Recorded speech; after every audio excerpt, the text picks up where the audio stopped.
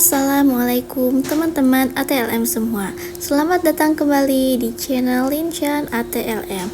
Di channel ini saya akan membahas tentang latihan soal-soal teknis ATLM laboratorium. Sebelumnya yuk subscribe channel ini dan bunyikan tanda loncengnya. Kali ini kita latihan soal mengenai urinalisa, analisa sperma, TG, CK, dan VDRL. Langsung saja kita ke soal nomor 1. Seorang ATLM melakukan pemeriksaan urin rutin terhadap urin pagi dari seorang pasien laki-laki untuk pemeriksaan sedimen urin. Tetapi urin tersebut diambil sendiri oleh pasien dari rumah dan telah didiamkan lebih dari 2 jam dan tidak memakai pot urin yang benar. Sedangkan pasien tersebut ingin hasil laboratoriumnya cepat. Tindakan lanjut yang dilakukan oleh ATLM tersebut adalah: A. Memeriksanya dan melaporkan langsung hasil pemeriksaan. B. Mengkonsultasikan dengan dokter. C. Meminta bahan pemeriksaan baru. D. Menjelaskan kepada pasien kalau sampel tidak bisa diperiksa dan harus mengambil spesimen baru. Atau yang E. Membiarkan sampel dan tidak diperiksa. Jawaban yang tepat adalah yang D. Menjelaskan kepada pasien kalau sampel tidak bisa diperiksa dan harus mengambil spesimen baru. Kalau yang C ini kurang tepat ya teman-teman, karena dia hanya meminta bahan pemeriksaan baru tanpa menjelaskan kepada pasien. Kita lihat pembahasannya. Pemeriksaan urinalisis yang baik dilakukan saat urin masih segar atau kurang dari 2 jam setelah dikemihkan. Penundaan pemeriksaan mikroskopis dapat menyebabkan perubahan hasil pemeriksaan, terutama disebabkan oleh lisisnya sel-sel dalam pertumbuhan bakteri. Botol penampungan atau wadah urin harus bersih dan kering. Wadah urin yang terbaik adalah yang berupa gelas dengan mulut lebar yang dapat ditutup rapat. Kurang lebih seperti ini ya teman-teman penampakan dari botol penampung urin. Kita lanjut ke soal nomor 2. Pemeriksaan urin rutin adalah beberapa macam pemeriksaan yang dianggap sebagai dasar untuk pemeriksaan selanjutnya. Salah satu pemeriksaan urin rutin adalah pemeriksaan makroskopis, yaitu A. Berat jenis urin, B. Warna urin, C. Keasaman urin, D. Protein urin, atau E. Jumlah urin. Jawaban yang benar adalah yang B. Warna urin. Mari kita lihat pembahasannya. Urinalisis mencakup pemeriksaan makroskopik, mikroskopis, dan kimia. Pemeriksaan makroskopik meliputi warna dan kejernihan atau kekeruhan. Pemeriksaan mikroskopis yaitu untuk melihat unsur sedimen dalam urin.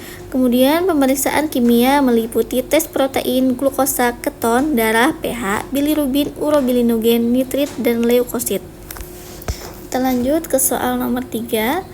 Wanita 30 tahun dengan keluhan dysuria, badan tidak nyaman, sering kurang enak saat berkemih, minum air dalam jumlah cukup, jarang demam. Setelah ditanyai dokter, ternyata cara ceboknya dari belakang ke depan. Sumber air adalah air sumur, letak sumur dekat WC. Penyebab kondisi di atas adalah titik-titik, dan pemeriksaan kimia urin yang cocok untuk kasus di atas adalah titik-titik. A. Pseudomonas leukosit, B. E. coli leukosit, C. E. coli nitrit, D. E. coli eritrosit, atau E. Pseudomonas nitrit. Jawaban yang paling tepat adalah yang C, yaitu penyebabnya yaitu E. coli dan pemeriksaan yang cocok yaitu nitrit. Kita lihat pembahasannya. Cara cebok yang salah itu dari arah belakang ke depan, karena anus itu mengandung banyak bakteri dari feses, dan makanan yang sudah diolah tersebut mengandung bakteri E. coli. Ketika melakukan gerakan cebok dari belakang ke depan, bakteri E. coli tersebut mengenai bagian vagina depan. Apabila imunitas seorang wanita sedang dalam kondisi lemah, dampaknya pH vagina berubah dan menjadi lebih rentan. Pemeriksaan nitrit urin dapat digunakan untuk mengetahui ada tidaknya bakteri urea. Pada urin normal tidak terdapat nitrit, namun nitrat yang terdapat pada urin akan mengalami reduksi oleh bakteri yang mempunyai enzim reduktase menjadi nitrit. Baik, kita lanjut ke soal nomor 4. Seorang pasien laki-laki 36 tahun diminta memeriksakan cairan sperma oleh dokter dan diberikan informasi yang benar tentang persiapan, pengambilan, penampungan, dan pengantaran sampel. Pada waktu yang ditentukan, sampel diterima jam 9.00 WIB. dalam wadah lebar dan tertutup. Proses pemeriksaan yang paling tepat untuk dapat memberikan hasil yang akurat adalah: A. Pemeriksaan harus segera dimulai pada jam 9.00 WIB. B. Pemeriksaan dimulai jam 9:20 WIB. C. Pemeriksaan dimulai jam 10:20 WIB. D. Pemeriksaan harus dapat diselesaikan dalam waktu 20 menit. Atau E. Pemeriksaan harus dapat diselesaikan dalam waktu 60 menit. Jawaban yang paling tepat adalah yang B. Pemeriksaan dimulai jam 9:20 WIB. Mari kita lihat pembahasannya. Motilitas sperma sebaiknya dinilai sesegera mungkin setelah likuifaksi atau pencairan, yakni paling lambat dalam waktu 1 jam setelah ejakulasi. Biasanya air mani kental saat ejakulasi, tetapi akan mencair dalam waktu 15-30 menit. Penting agar menunggu air mani mencair untuk melihat pergerakan sperma, karena pada air mani yang masih kental, sperma tidak bisa leluasa bergerak aktif sehingga hasil tidak akurat. Mari kita lanjut soal nomor 5. Seorang pasien laki-laki berusia 30 tahun datang ke laboratorium klinik membawa pengantar dokter untuk pemeriksaan sperma. 4 hari kemudian, pasien datang pada jam 8.30 WIB sesuai instruksi petugas dengan membawa sampel sperma. Didapatkan informasi sampel diambil pada jam 6:15 WIB. Yang harus dilakukan tenaga analis terhadap kasus di atas adalah: A. Meminta pasien untuk mengulang mengambil sampel. B. Meminta pasien mengulang pengambilan sampel dan tetap melakukan pemeriksaan terhadap sampel tersebut dan mengeluarkan hasilnya. C. Meminta pasien mengambil sampel 4 hari yang akan datang. D. Meminta pasien mengambil sampel keesokan harinya. Atau E. Meminta pasien datang kapan saja untuk mengulang pemeriksaan. Kita ketahui pada soal yaitu sampel diambil pada jam 60 WIB, kemudian pasiennya datang pada jam 8:30 WIB. Jadi otomatis sampel tidak bisa kita analisis ya teman-teman, karena sudah lebih dari 1 jam. Jawaban yang paling tepat adalah yang C, yaitu meminta pasien mengambil sampel 4 hari yang akan datang. Mari kita lihat ke pembahasan. Pasien harus berpuasa untuk mengeluarkan sperma minimal 3 hari dan maksimal 5 hari, baik mengeluarkan sperma lewat masturbasi, aktivitas seksual, ataupun pengeluaran sperma saat mimpi. Puasa sperma kurang dari 3 hari akan menghasilkan sel sperma terlalu sedikit, dan bila lebih dari 5 hari, sel sperma yang diperoleh akan banyak yang mati.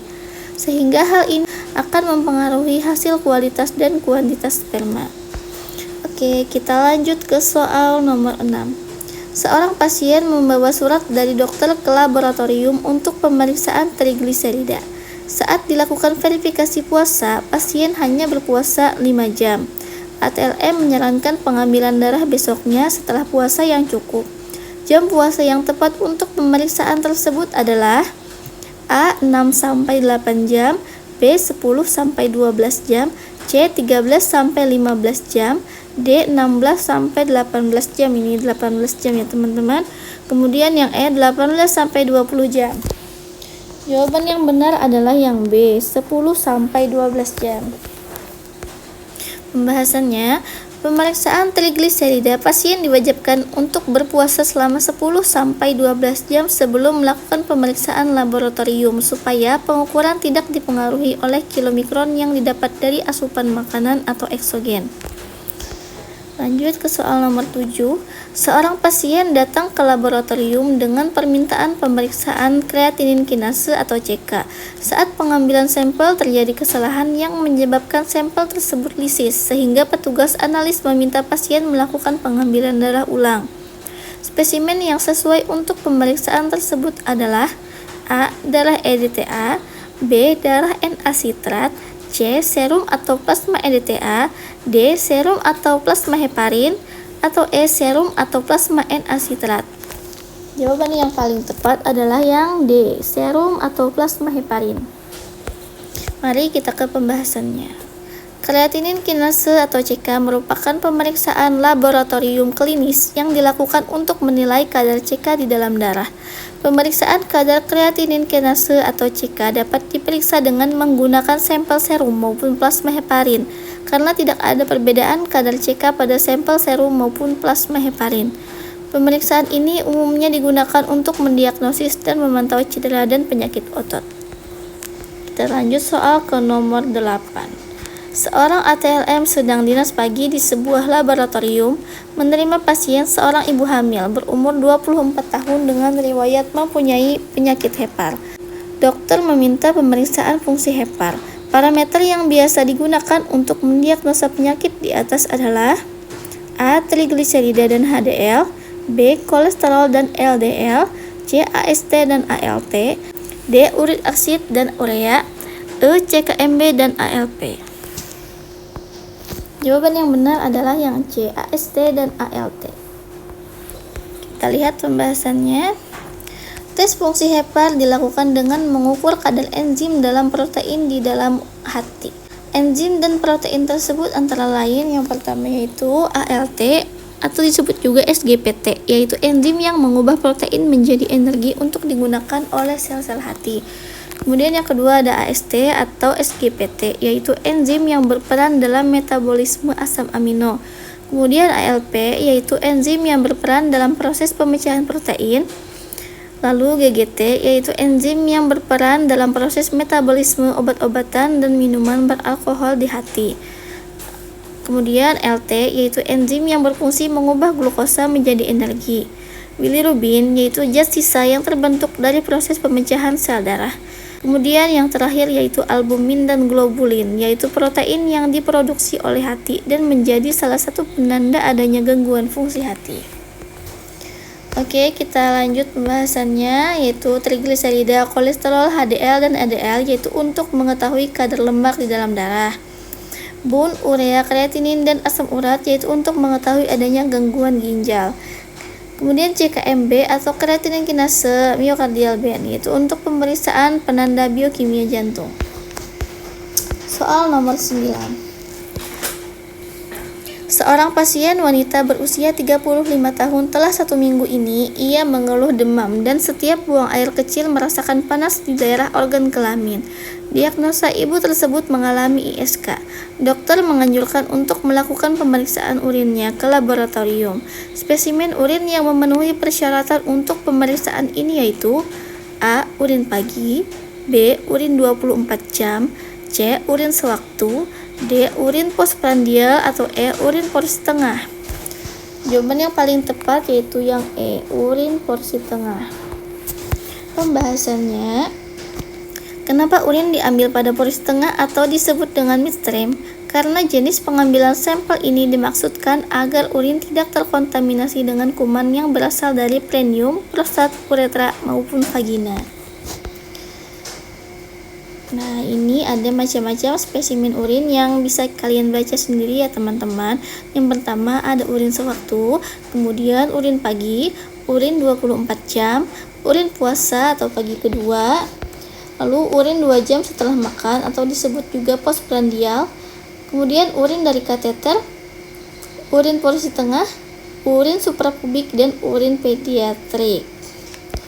Kita lanjut ke soal nomor 10. Seorang lelaki datang ke dokter dengan keluhan radang tenggorok sakit pada saat menelan. Dokter memberi pengantar ke laboratorium, minta diperiksa secara serologis. Reagen yang tersedia menggunakan prinsip flokulasi dan hemaglutinasi. Pemeriksaan yang harus analis kerjakan adalah A. Melakukan pemeriksaan VDRL, B. Melakukan pemeriksaan Widal, C. Melakukan pemeriksaan VDRL dan mengkonfirmasi dengan TPHA, D. Melakukan pemeriksaan RPHA, atau E. Melakukan pemeriksaan HBsAg. Yang ditanyakan yaitu prinsip yang flokulasi dan hemaglutinasi. Jawaban yang tepat yaitu yang C. Melakukan pemeriksaan PDRL dan mengkonfirmasi dengan TPHA. Kita lihat pembahasannya. Tes PDRL yaitu pemeriksaan yang paling umum untuk mendeteksi munculnya antibodi terhadap bakteri Treponema pallidum. Pemeriksaan VDRL direkomendasikan dokter bila seseorang memiliki gejala penyakit sifilis atau berisiko tinggi terkena penyakit sifilis. Tes TPHA yaitu untuk mendeteksi keberadaan bakteri yang menyebabkan sifilis. Pemeriksaan ini digunakan untuk mengukur kadar antibodi di dalam serum maupun plasma darah pasien yang diduga terjangkit sifilis. Prinsip dari pemeriksaan VDRL adalah antigen VDRL akan bereaksi dengan antibodi yang diduga mengandung Treponema pallidum, membentuk flokulasi. Prinsip pada tes TPHA yaitu untuk mendeteksi antibodi Treponema pallidum berdasarkan metode hemaglutinasi tidak langsung. Dengan adanya spesifik anti-Treponema pallidum, antibodi eritrosit akan peka, berubah menjadi aglutinasi dan menginduksi struktur karakteristik pada plat mikrotiter di bagian dasar bawah sumur. Nah, sekian latihan soal kita pada video kali ini. Mohon maaf bila banyak kesalahan ya teman-teman. Jangan lupa like videonya. Assalamualaikum warahmatullahi wabarakatuh. Sampai jumpa di video selanjutnya.